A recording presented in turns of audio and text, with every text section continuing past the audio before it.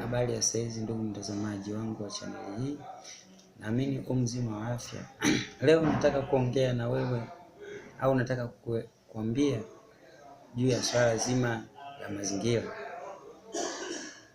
Leo nitakuwa nazungumzia juu ya swala la mazingira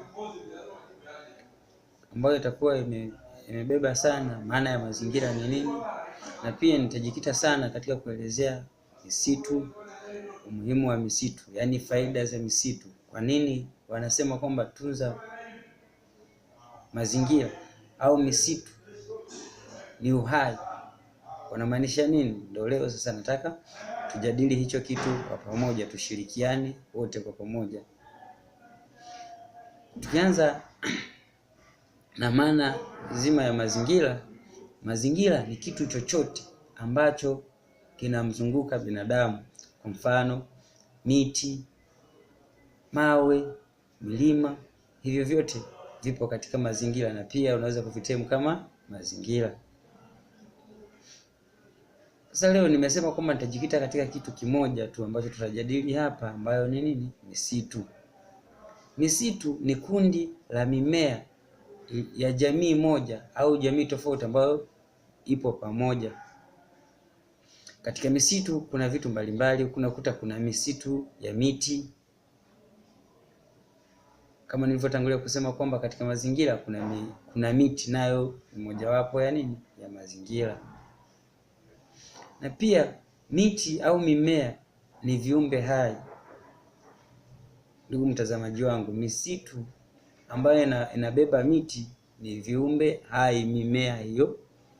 Kwa nini tunasema ni viumbe hai miti au mimea? Ni viumbe hai kwa sababu zile sifa ambazo kiumbe hai anataka awe nazo na mimea hiyo inayo. Kwa mfano, mmea unajongea na sifa zingine nyingi.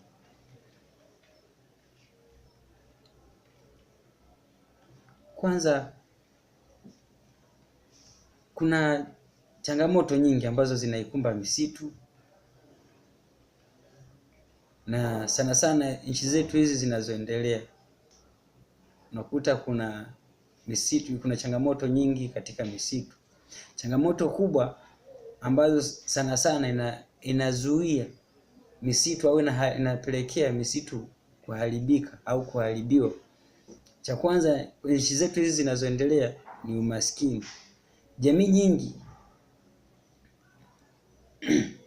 tukizungumzia kwa mfano Tanzania yetu, jamii nyingi unakuta wanatumia sana miti, yaani kukata mkaa kwenye vyanzo vya kupata nguvu ya nishati. Unakuta wanaenda wanakata mkaa, wengine wanakusanya kuni. Kwa kile kitendo cha kukusanya kuni na kukata mkaa inapelekea kuweza kuharibu nini? Kuharibu mazingira na kupelekea kuharibu miti, na miti yote saa nyingine ikapotea. Kwa mfano, wakati huu kuna baadhi ya sehemu miti ambayo ilikuwepo enzi za mababu zetu huko nyuma, saa hizi haipo. Kwa sababu mtu akikata mti hapandi mti. Sasa ndugu yangu mtazamaji, napenda nikushirikishe kwamba tuwe wazalendo katika mazingira, kwa sababu mazingira ndo kila kitu na misitu ndo kila kitu. Ndugu mtazamaji wangu, faida ambazo tunaweza kuzipata kwenye misitu ni kama kupitia miti inatusaidia kupata mbao ambazo zitatusaidia kujengea, kuenzekea nyumba, na pia hizo mbao au kupitia hiyo miti inatusaidia kupata ajira. Mimi nikienda polini nikakata mkaa kwa kibali, nikakata mbao kwa kibali maalum, nikaja nikauza, kupitia hiyo misitu nimepata ajira au mkaa, lakini kwa kufuata sheria na taratibu. Na pia misitu hiyo inatusaidia kutupatia mvua. Kama miti ipo mingi au misitu ipo mingi, yani miti ipo mingi sana, kama ukataji wa miti hautokuwepo kwa hali ya juu sana ukaathiri mazingira, mvua inanyesha. Kwa sababu mvua inategemeana na miti. japo kuna process ndefu ambayo inaweza kuja siku moja, Mungu akinijalia akanipa afya, nitakuja nitaelezea namna ya mvua inavyoweza kutokea. Na pia miti au misitu inatusaidia kupata vifaa. Kwa mfano mwiko, kinu huwa wanachonga kwa kutumia miti ambayo nini inapatikana kwenye misitu. Na pia misitu inatusaidia kupata meza, viti au karatasi kama hizi. Hizi karatasi zote hizi tunazoziona hizi zimetokana nani? Na miti. Hizi karatasi. Kwa hiyo tujitahidi kutunza mazingira, tujitahidi kutunza misitu. Na pia hapo misitu inatusaidia kupata oksijeni ya kutosha. Oksijeni ni gesi muhimu sana kwa binadamu. Yaani wewe hapo unapopumua na kuvuta hiyo hewa, unavuta ni oksijeni. Na mimea huwa inatoa oksijeni mchana yenyewe kama uchafu. Hasa sisi tunapokea kama gesi nzuri sana, safi sana na nzuri kabisa, ambayo ni nzuri na ni njema kwa afya yetu. Ndugu mtazamaji wangu, leo napita tu kwa sababu muda hauniruhusu sana, lakini ushauri na lengo ni kuhusu tutunze nini? Mazingira. Wanasema tunza mazingira ya kutunze. Hizo ni faida za miti, za misitu na maanisha, ambao misitu inakuwa na nini? Na miti. Kwa hiyo mtazamaji wangu unayeniangalia wakati huu, ka practice kwa kupanda miti pale nyumbani kwako.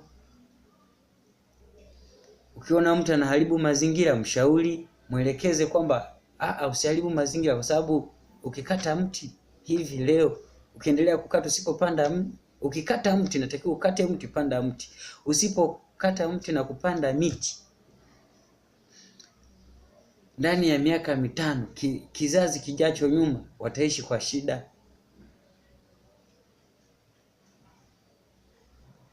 Kwa ndugu yangu, tunza mazingira ya kutunze. Tunza mazingira ya kutunze. Mazingira ni muhimu sana kwa afya. Mazingira ni muhimu sana kwa afya yako. Na pia mazingira ndo kila kitu, yani kile unachokifanya, yani unachokiona wewe unafanya ni mazingira. Si unaenda kulima, mazingira. Si unafanya biashara, ni kulingana na mazingira. Kwa hiyo ukiharibu ile biashara, yani mazingira ya pale sokoni ukichafua tu, magonjwa ndo wanasema vipindupindu vinaanza, kwa sababu mazingira ni machafu. Jitahidi utunze mazingira.